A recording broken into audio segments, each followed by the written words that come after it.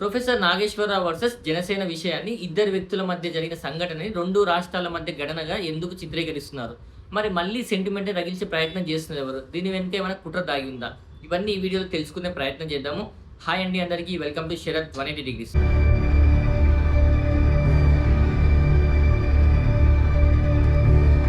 ఇక ప్రొఫెసర్ నాగేశ్వరరావు గారు మనందరికి తెలిసిందే. ఆయన ఎన్నో టీవీ డిబేట్లో పాల్గొంటారు. సీనియర్ జర్నలిస్ట్గా మనందరికి తెలిసిన విషయమే.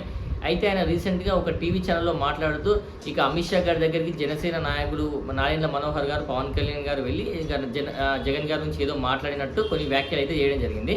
అయితే ఆయన చేసిన వ్యాఖ్యల పట్ల జనసేన తరపు నుంచి అలానే ఇక నారాయణ మనోహర్ గారు, ఇక పవన్ కళ్యాణ్ గారు కూడా తీవ్రంగా స్పందించారు. ఆయన వ్యాఖ్యల్ని ఖచ్చితంగా వెనక్కి తీసుకోవాలని చెప్పి మాట్లాడడం జరిగింది.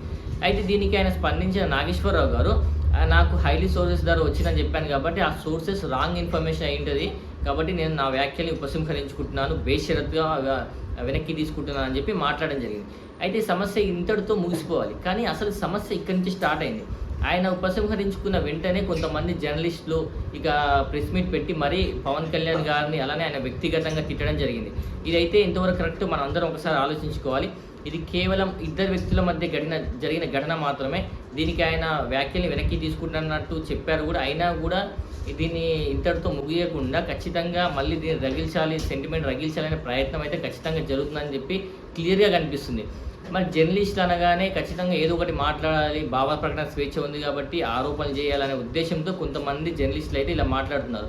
మీరు ఎవరైనా సరే, నాకు ఉంటుంది, నీకు ఉంటుంది, ఎవరికైనా ఉంటుంది, భావ ప్రకటన స్వేచ్ఛ ఉంటుంది కాబట్టి మాట్లాడవచ్చు. బట్ ఆరోపణలు చేసే ముందు ప్రూఫ్స్ ఉన్నాయా లేదా అన్న విషయం తెలుసుకున్న తర్వాతనే మాట్లాడాలి.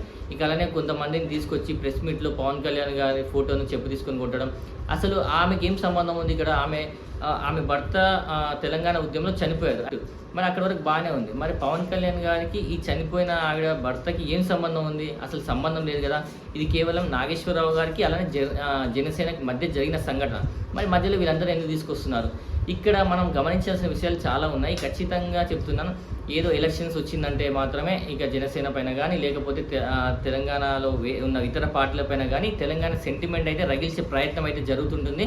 ఎందుకంటే ఇప్పుడు మళ్ళీ ఎలక్షన్స్ రాబోతున్నాయి, జిహెచ్ఎంసీ ఎలక్షన్స్ రాబోతున్నాయి కాబట్టి జనసేన మళ్ళీ యాక్టివ్ అవుతుందని చెప్పి వస్తున్న సమాచారం మేరకు మళ్ళీ ఏదో రకంగా ఆంధ్ర పార్టీలు, ఇక ఆంధ్ర వ్యక్తులు అని చెప్పి ముద్ర వేయాలని చెప్పి చూస్తున్నారు. మరి ఎందుకు తెలంగాణకి రాయకపోవడానికి గల కారణం ఏంటి? తెలంగాణ ఏమైనా పాకిస్తాన్లో ఉందా? మరి బంగ్లాదేశ్ నుంచి వచ్చిన వాళ్ళందరినీ మరి బంగ్లాదేశ్ పంపిస్తున్నారు కదా, అలానే మరి మన రాష్ట్రంలో ఉన్న అందరినీ మరి పంపించేయాలని చూస్తున్నారా ఏంటి?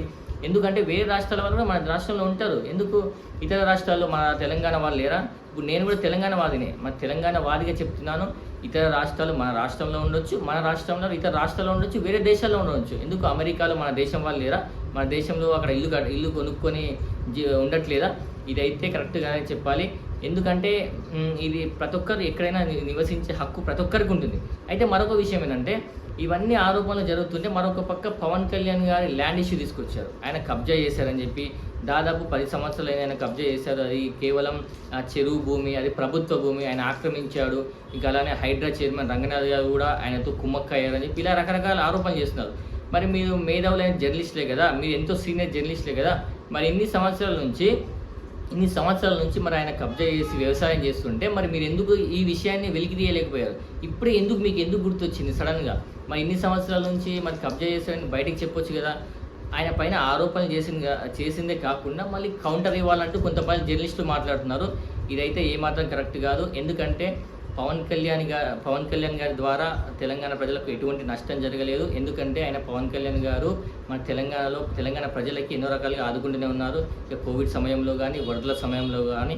కాబట్టి ఖచ్చితంగా ఆయన నుంచి ఎటువంటి నష్టం లేదు. కాబట్టి తెలంగాణ ప్రజలు ఎవరు కూడా సెంటిమెంట్కి మళ్ళీ తలగొద్దు. ఎవరు రెచ్చగొడుతున్నారు అందరూ ఒకసారి జాగ్రత్తగా ఆలోచించుకోవాలి. ఇక లేకపోతే మళ్ళీ మనం ఇలాంటి వారి ట్రాప్లో పడి మళ్ళీ మనం మోసపోతాం. కాబట్టి జాగ్రత్తగా అందరూ పరిశీలించి మాత్రమే కొన్ని విషయాలను మనం అబ్జర్వ్ చేయాలి. అయితే ఈ సంఘటన జరిగిన సమయంలో ప్రొఫెసర్ నాగేశ్వరరావు గారు మాట్లాడుతూ, యుద్ధం మీరు మొదలుపెట్టారు, నేను ముగిస్తానన్నారు. నిజానికి యుద్ధం మొదలుపెట్టింది నాగేశ్వరరావు గారే, ముగించాల్సింది కూడా ఆయనే. ఎందుకంటే ఆయన అనుకూల వ్యక్తులతో మాట్లాడిస్తున్నారు, వ్యక్తిగతంగా అవతల వ్యక్తులు కించపరిచే విధంగా కొంతమందితో ఆయన మాట్లాడిస్తున్నారు. కాబట్టి ఖచ్చితంగా యుద్ధం ముగించాల్సిన అవసరం కూడా ఆయన చేతుల్లోనే ఉంది. ఎందుకంటే ఒకవేళ తెలంగాణకి ఏదైనా అన్యాయం జరిగినా, మన హక్కుల కోసం ఏదైనా పోరాడాల్సి వస్తే వస్తే మనం అందరం ఖచ్చితంగా పోరాడాలి. ఇది కేవలం ఇద్దరు వ్యక్తుల సమస్య మాత్రమే కాబట్టి మనం అసలు సెంటిమెంట్కి ఏమాత్రం తలగొద్దు. ఇక ఈ వీడియో పైన మీ అభిప్రాయాన్ని కామెంట్ రూపంలో తెలియజేయండి. అలానే మన వీడియోని లైక్ చేయండి, కామెంట్ చేయండి. ఇక ఖచ్చితంగా సబ్స్క్రైబ్ చేసుకోవడం మర్చిపోకండి. Thank you.